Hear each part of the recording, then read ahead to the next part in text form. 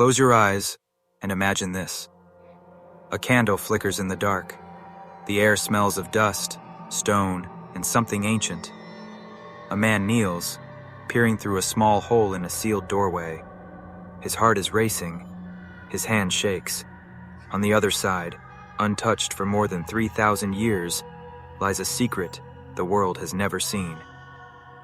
His name is Howard Carter, and on November 26, 1922, he has just discovered the tomb of a young pharaoh, Tutankhamun, the boy king of Egypt. When Carter's patron, Lord Carnarvon, calls out, "Can you see anything?"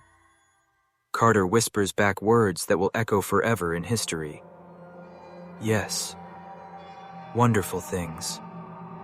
The Valley of the Kings was filled with royal tombs, pharaohs buried with gold, furniture, weapons, food, even pets. But most of those tombs were robbed in ancient times. By the 1920s, archaeologists thought the valley was empty. They believed nothing was left. But Carter was stubborn. For 5 long years, he dug through the sands while others gave up. Many thought he was wasting his time. Then, his team uncovered a staircase, sealed doors, and finally, the hidden tomb of Tutankhamun. Inside, Carter and his team found a treasure so vast, it would take them 10 years just to catalog and remove it. More than 5,398 objects crammed into narrow chambers. Not just gold, not just statues, but everything a boy king would need to live forever in the afterlife. Toys, sandals, food, beds, bows, even tiny painted soldiers. This wasn't just treasure. This was a time capsule from 300 years ago, untouched, telling the story of a boy who became king at 9 years old and died at 19. When Carter entered the first chamber, the air was thick and heavy. Imagine stepping into a room where no human had breathed for thousands of years. Dust covered everything, but under the dust was gold. Gold shrines, golden beds shaped like animals, golden statues of gods. In one corner, a pile of weapons, bows, arrows, shields. In another, delicate chariots that Tut may have ridden in his short life. And everywhere, objects stacked on top of each other, like a storage room of eternity. Carter was stunned. He realized this wasn't a typical tomb. It was smaller than usual, yes, but packed tighter than anything he had ever seen. It was as if Tut's burial had been rushed, crammed together in a hurry. The boy behind the mask. But who was this boy king? Tutankhamun was born during chaos. His father, the pharaoh Akhenaten, tried to force Egypt to worship only one god, the Aten, the sun disk. After Akhenaten's death, the country was divided. Priests, generals, and nobles fought for power. Into this storm came a child, Tutankhamun, placed on the throne at just 9 years old. Imagine being in 4th grade and suddenly ruling the most powerful empire in the world. Every decision, every war, every temple, on your shoulders.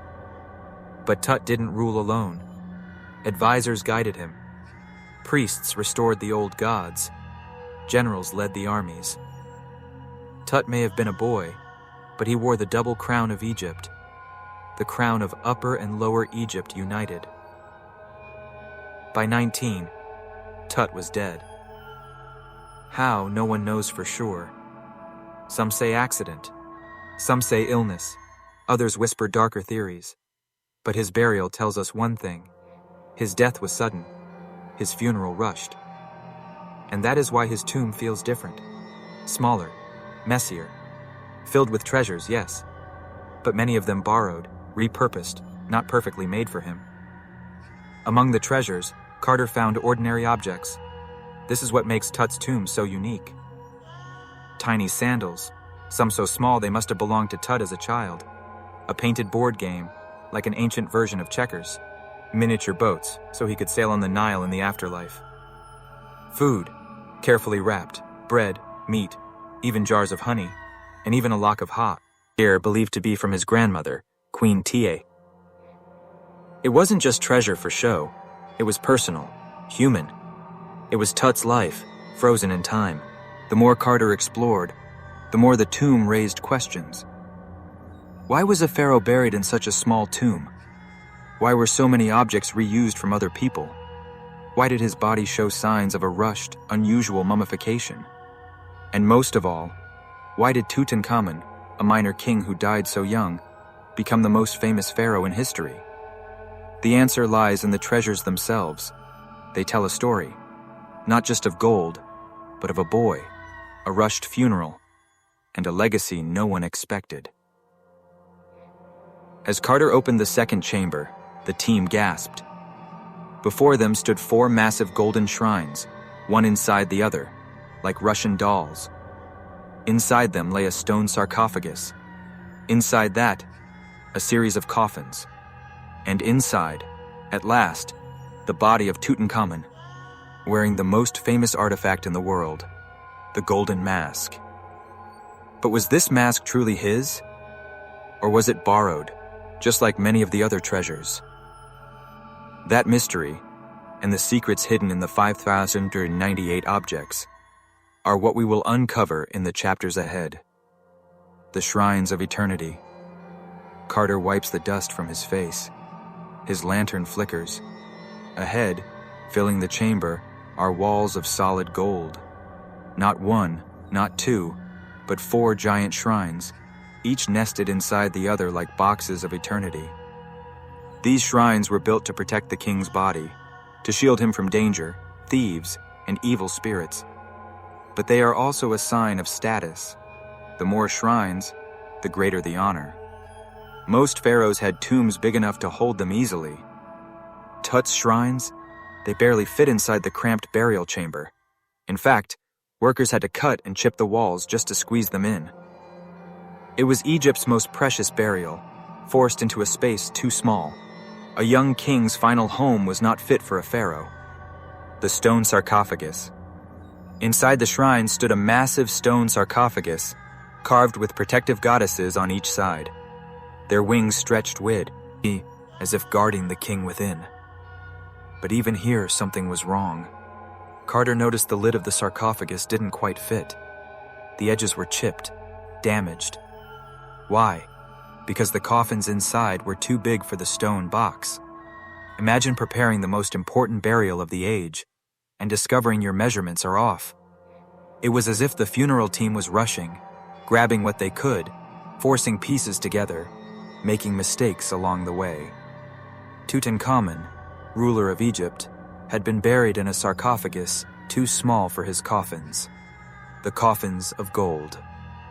Inside the sarcophagus lay not 1 coffin, but 3, stacked like dolls. The outer coffin was gilded wood, covered in gold sheets. The middle coffin was decorated with colorful inlays of glass and stone.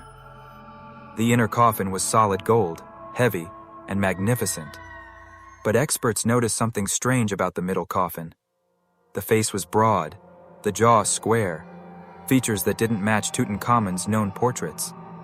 In fact, some believe the coffin had been made for someone else, then reused for Tut. Even the inscriptions told a story. Cartouches, royal nameplates, had been altered. The original name scratched away, Tutankhamun's name added on top. A coffin recycled for a pharaoh. The golden mask. At last, Carter reached the inner coffin. There, resting on the mummified body, was the most famous treasure in the world, Tutankhamun's golden mask. Made of 22 pounds of gold, with inlays of lapis lazuli, obsidian, and carnelian, the mask showed the calm, eternal face of the young king. It was both beautiful and powerful, meant to help Tut's soul recognize his body in the afterlife. But whispers spread among scholars. The gold on the face looked slightly different from the rest of the mask. The cartouche with Tutankhamun's name seemed adjusted. Could it be that even the mask was not originally his? Some believe that it was first made for a queen, perhaps the legendary Nefertiti, and reworked for Tut when his sudden death left little time. the rushed burial. The shrines, the sarcophagus, the coffins, the mask, all pointed to the same story: a rushed burial. Normally, pharaohs began building their tombs and funerary equipment the moment they took the throne. Tutankhamun ruled for 10 years, yet his tomb was small, half-decorated, and filled with reused objects. Why? Because his death was sudden. He was only 19. There was no time to build a grand tomb, no time to craft perfect coffins or shrines. Instead, priests and craftsmen scrambled. They borrowed objects, resized coffins, reused treasures. Tutankhamun, ruler of a mighty empire, was sent to the afterlife in second-hand goods.